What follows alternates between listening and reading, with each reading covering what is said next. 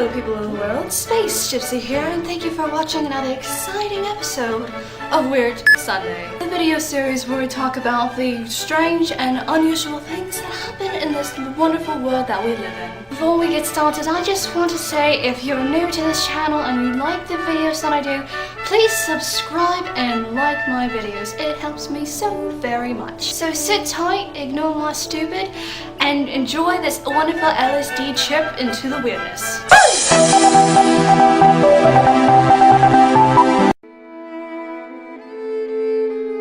You wouldn't think there's anything like the Great Stonehenge right here in America, but boy, you'd be wrong. There's actually quite a few marvelous stone structures that date back thousands of years that no one can really explain. One of these structures is known as America's Stonehenge, and this site is only 33 minutes north of Boston in a small town named Salem, New Hampshire. The structure was first found in the early 1800s and was first dubbed Mystery Hill by William Goodwin, an insurance executive who bought the property in 1927. After several years, the media gave it the name America's Stonehenge due to the similarities it held with England's own. The reason why the structure is so amazing is because it has numerous stone chambers that go almost underground with several stone drains that are very advanced, give and take the site's age, and in the center of these stone formations lay a flat table with ridges all along the sides. Archaeologists believe that it was used either for harvesting crops or ritual sacrifice.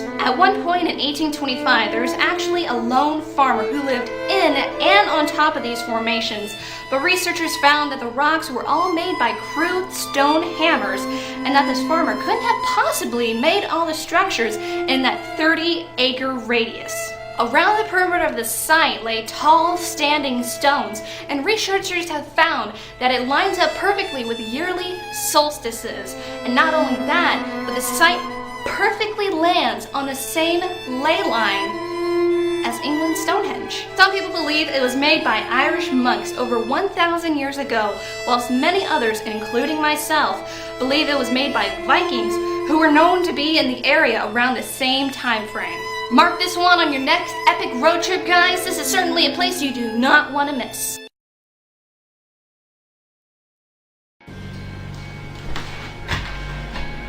What the hell?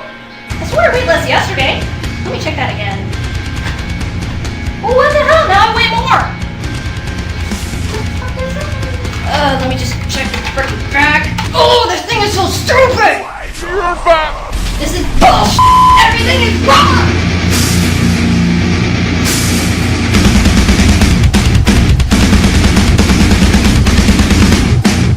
Disrespect your surroundings!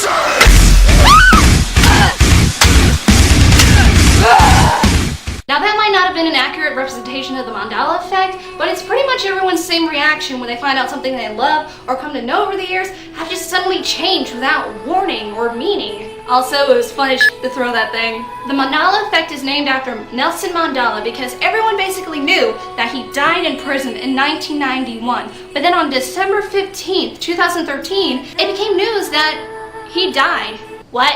There's even documented proof in a book called English Alive where it states in fact that Nelson Mandela passed away the 23rd of July 1991. And it gets even crazier! Y'all know the Berenstain Bears, Sex in the City, and Star Wars, right? Of course you have, unless you've been living under a frickin' rock. But in actuality, it's the Berenstain Bears, Sex, and the City, and that line from Star Wars where Darth Vader says, "Luke, I am your father." Wrong! He actually says, "No, I am your father." My mind is completely f***ed right now. Some theorists believe it's because somehow we've shifted into an alternate universe where some things have changed ever so slightly, or that time travelers came back and screwed everything up. Motherfucking time travelers messing with me. Stop screwing with my childhood. And also a little personal Mandela Effect I came across the other day. I was listening to Disney songs, don't judge me, and I was listening to I'll Make a Man Out of You by Mulan. I thought the chorus part was "We are men," but in actuality it's "To be a man." That incident freaked me out so much, that's why I wanted to cover the Mandela Effect in this video. Or maybe I've always been wrong and nothing's real. Nothing's real. Nothing.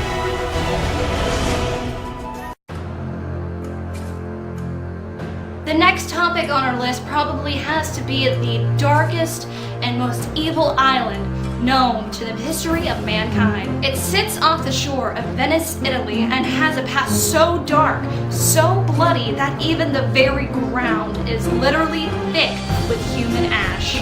It is known as Poveglia Island.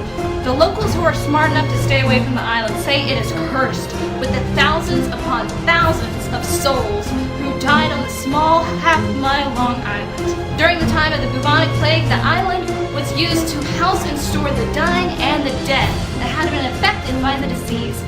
It is said that there was so much human ash that built up over time that a whole third of the island is made up of nothing but human ash and bone. This island is scary as shit. In the early 20th century, the island was again used as a quarantine station, but in 1922 the existing buildings were converted into an asylum for the mentally ill. See, that's how you get ghosts. You get ghosts right there. This went on until 1968, but then when the hospital was closed due to malpractice and unfair treatment of the patients, the island closed its doors forever. Or has it? Ever since its closing to the public, people have reported light apparitions, screams of help, and full-body apparitions from the shore of the island. The Travel Channel Network's ghost hunting team, Ghost Adventures, went onto the island for one of their episodes, catching voices, lights, and the sound of feet running across the small bridge only to knock over their equipment. In 2014, Poveglia Island made international news once again when the Italian state announced that it would auction a 99-year lease of Poveglia Island in the following month to raise revenue, hoping that the buyer would develop the island into a luxury hotel. Oh, hell no. That hotel would be more haunted than season 5 of American Horror Story. So if any of you are wanting to visit Poveglia Island anytime soon, I suggest doing it right away before the scary landmark is gone forever. So guys, that basically wraps it up for episode 4 of Weird Sunday. Thank you guys so much for watching my videos and liking them. It helps me out so very much. Also, I want to give a big shout out to Bonnie, who has been an awesome camera woman. There she is, right there. No. Hi Bonnie, how are you? Say hi Bonnie. Hi Bonnie. The kitty of the day is Charlotte. She's a squeaky little monkey and there's sirens out and it's scaring her. It's okay, baby. It's okay. There you go. Go hide. Go hide. Oh, she doesn't want to get down. She's so scared. Oh, baby, it's okay. I got cat hair all over me. See, look at that. Ew. Again, thank you guys so very much for watching my video. Please like and subscribe my videos, and I will see you guys next time. Namaste. See, literally, I put this on the script that says talks like a British narrator. Ah. You wouldn't think that there's anything like the Great American That happens a lot. In a small town named Salem, New Hampshire. Yeah, this is happening. Yeah. See, I'm so tall, I need a freaking chair. And then Bonnie needs a chair. I need it at a certain angle so I look pretty. Yeah. Okay. This is bullshit. Everything is wrong! Cool. That was cool. I like doing that.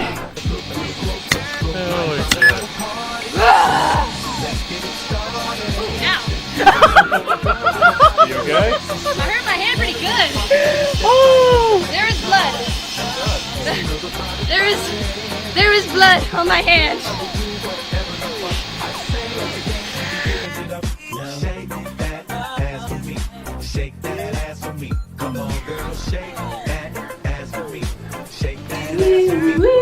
Or the time travelers came back with time travelers.